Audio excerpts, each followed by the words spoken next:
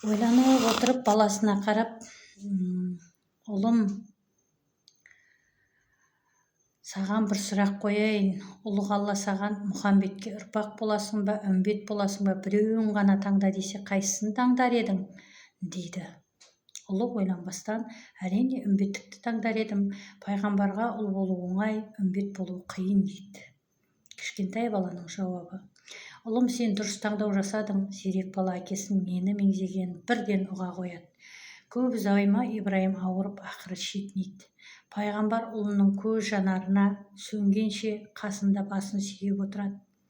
Сен менің нағыз үмбетімсің, қинала күбірлейді. Бала үзілген соң пайғамбарды қайғырып бірнеше күн жатып алады.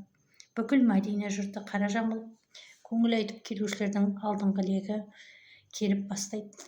Пайғамбар, айналайын құлыным, сен менің көзімнің нұры, көңілімнің қуанышың, шекер тілім сөйлер сөзімен, жүзіме күлкі ұялатқан тәтті қылығыңмен. Енді міне де ботасы өлген боз майдай тұлыбыңа келіп ыңырандым. Көз алдымда құралайынан айырылған шарасыз киіктің кебін құштым. Жансыз денеңді иіскеп маңырадым. Жапырағын жел сыпырғы тамырымдап күн қуырған жаһандағы жалғыз бәйтерекке айналдым.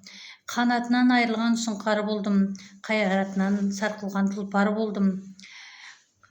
Қайғыңның мұнша ауыр боларын кім білген, таңда махшар күніне бабалап алдымнан шығарсың. Сол кезде армансыз бір марқұмды басармын деп тебіреніп отырып қалады. Сол кезде осы бір қайғы мұңға батқан пайғамбарымыздың бейнесі менің көз алдыма елестейді. Расымен де қиын нәрсе.